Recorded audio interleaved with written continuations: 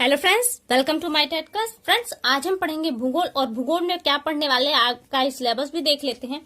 ये देखिए आपका सिलेबस है। यहाँ पे देखिए हमने यहाँ जो निशान लगे वो टॉपिक सारे कंप्लीट है कर लिए हैं। अभी जो हम देखने वाले हैं वो है भारत के आर्थिक संसाधन। तो आर्थिक संसाधन को जानने से पहले हमको संसाधन क्या है ये जानना होगा। तो आइए देखते हैं संसाधन। देखिए हम ये पढ़ेंगे कहाँ से। ये क्लास 8 की पृथ्वी और हमारा जीवन बुक है। यहाँ से हम जो टॉपिक 1 है वही पढ़ेंगे। जब आप संसाधन को समझ लेंगे तो आपको पता चलेगा कि आपको टॉपिक 2 यानी कि भारत में कृषि एवं सिंचाई को भी पढ़ना है, जो संसाधन के अंतर्गत ही आएंगे। भारत के खनिज संपदा को भी आपको पढ़ना है और शक्ति के साधन भी आपको इसी के अंतर्गत पढ़ना होगा। हालांकि खनिज संपदा से काफी पार्ट ऐसे हैं जो आपको शक्ति के साधन के अंतर आ जाएंगे, जैसे कोयला है, पेट्रोलियम वगैरह, वो इसी में आ जाएंगे। तो आइए स्टार्ट करते हैं अपनी वीडियो और देखते हैं संसाधन को। देखिए हम यहाँ से संसाधन स्टार्ट करें तो ये आ जाता है संसाधन। देखिए हम अपने जीवन को जीने के लिए बहुत सी चीजों का यूज करते हैं, जैसे पानी, आप देख रहे हैं पानी, रिक्शा, साइकिल, बस, पुस्तक, कुर्सी, बिजली, पंखा, घर, मकान। तो ये सब चीजें क्या हैं जिनका हम अपने जीवन में उपयोग करते हैं, वो साधन, वही कहलाते हैं आपके संसाधन। दूसरे शब्दों में यहाँ पे देखिए दिया है, संसाधन होते नहीं बल्कि प्रकृति में उपहार स्वरूप उपलब्ध विभिन्न वस्तुओं का मनुष्य अपने ज्ञान और तकनीक के प्रयोग से उसे अपने लिए उपयोगी बनाता है। यानी कि नेचर में तो वो ऑलरेडी उपस्थित है, बट उसे कन्वर्ट करके किसी और रूप में उसका प्रयोग करता है। जैसे लोह अयस्क है हमारा, हम उसे दूसरे रूप में बनाकर साइकिल वगैरह बहुत से लोहे की चीजों को प्रयोग में बनाते हैं और उनका प्रयोग करते हैं। तो ये क्या कहलाता है, हमारा संसाधन। अब आ जाता है कि हमारा जैसे कि आर्थिक, आपने अभी सिलेबस में देखा कि आपको पढ़ना है भारत का आर्थिक संसाधन। अब आर्थिक संसाधन क्या है एक बार इसे भी देख लेते हैं। तो ये पॉइंट देखिए, इस पार्ट को ये पॉइंट एकदम क्लियर कर देगा। क्या है यहाँ पर, कुछ संसाधनों का आर्थिक मूल्य होता है, यानी कि किसी मूल्य के परिणाम स्वरूप ही हम उसे प्राप्त कर सकते, उनका मूल्य होता है। जबकि कुछ संसाधनों का आर्थिक मूल्य नहीं होता, जैसे धातुओं, रसायनों, फसलों, वस्तुओं आदि का आर्थिक मूल्य होता है। ठीक है। जबकि पर्वतीय भाग या मरुस्थलीय क्षेत्र के सुंदर दृश्य केवल मनोरंजन करते हैं, इनका आर्थिक मूल्य नहीं होता, किंतु ये भी आपके संसाधन होते हैं। तो देखिए आर्थिक संसाधन यहाँ से क्लियर हुआ। कौन से हैं आपके आर्थिक संसाधन, धातुएं, रसायन, फसल। तो यानी कि यहाँ से अगर भारत में जो फसल है वो भी आपको पढ़ना है, जो खनिज संपदा है जैसे धातु और रसायन, ये भी आपको पढ़ना है। तो अभी हम पहले संसाधन क्या है, इनमें भी बहुत सारी चीजें हैं जिन्हें हम जान लेते हैं, फिर उसके बाद हम अपने संपदा के बारे में पढ़ेंगे। देखिए यहाँ पे एक ग्राफ दिया है, लेकिन इससे कहीं ज्यादा बेटर मैंने एक ग्राफ बनाया, हम उस ग्राफ के थ्रू इसे पढ़ते हैं। देखिए संसाधन, संसाधन का वर्गीकरण। यहाँ पे संसाधन का वर्गीकरण क्या, आप देख सकते हैं कि संसाधन के 2 रूप हैं। कौन कौन से हैं, प्राकृतिक संसाधन है, एक है मानव निर्मित। प्राकृतिक संसाधन मतलब वो होते हैं जो प्रकृति से स्वयं हमें उसी रूप में प्राप्त होते हैं, और मानव निर्मित संसाधन जिसे मानव बनाता है वो संसाधन, क्योंकि दोनों मिलकर ही हमारे जीवन के लिए जरूरी होते हैं, साधन देते हैं।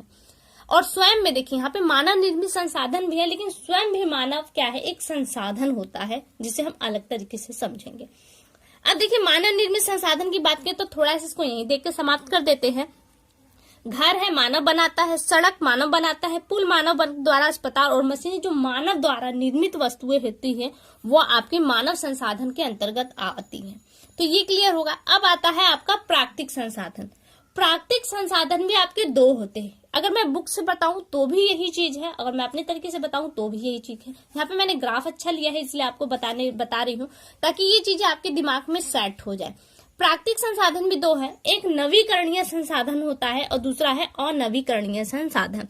नवीकरणीय संसाधन वो संसाधन होते हैं जिन्हें हम पुनः प्रयोग कर सकते हैं, लेकिन अनवीकरणीय संसाधन वो होते हैं जिनका हम प्रयोग कर लें तो फिर उन्हें हम अनवीकरणीय संसाधन में देखें तो पेट्रोलियम, कोयला, प्राकृतिक गैस है। यानी कि अगर हम कह दें कि हमारे पास 5 लीटर पेट्रोल है तो उसे हम खर्च कर देंगे तो फिर पुनः वो हमें नहीं, यानी कि नेचर द्वारा तो हमें वो नहीं प्राप्त होगा, क्योंकि नेचर द्वारा प्रदत्त है।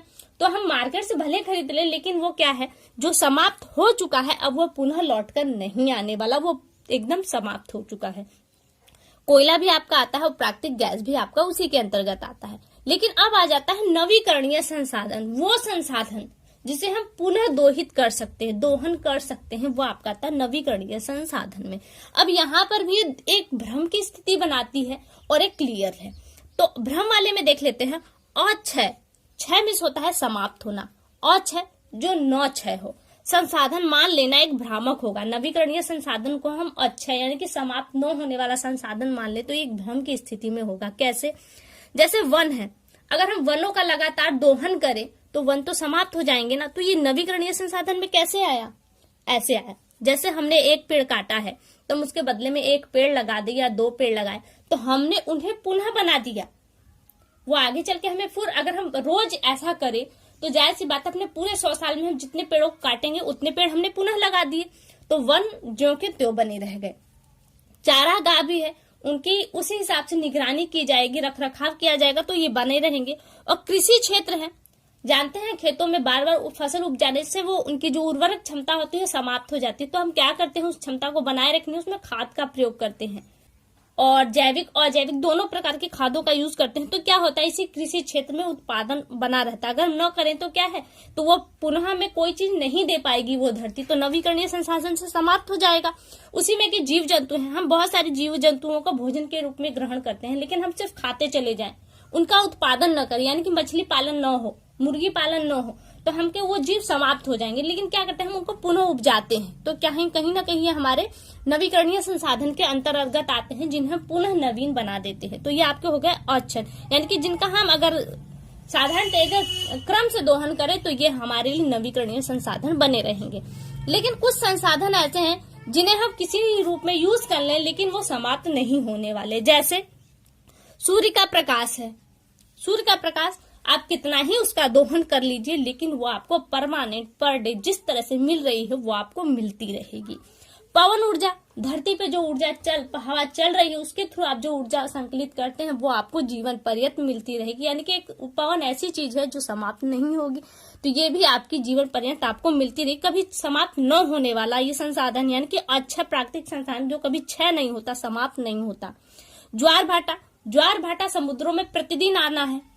वृहद ज्वार जो महीने में 2 बार, लघु ज्वार जो महीने में 2 बार आते हैं, तो ऐसी कंडीशन में ये दोनों भी आपके अक्षय संसाधन के अंतर्गत आ जाते हैं। तो यहाँ से देखिए आपका हो गया संसाधन। अब हम यहाँ पे जो देखने वाले हैं वो कृषि को देखेंगे जो अगली वीडियो में होगी, और खनिज संपदा को देखेंगे। ठीक है, अभी के लिए केवल इतना, अगली वीडियो में आपसे फिर मुलाकात होगी, तब तक के लिए नमस्कार।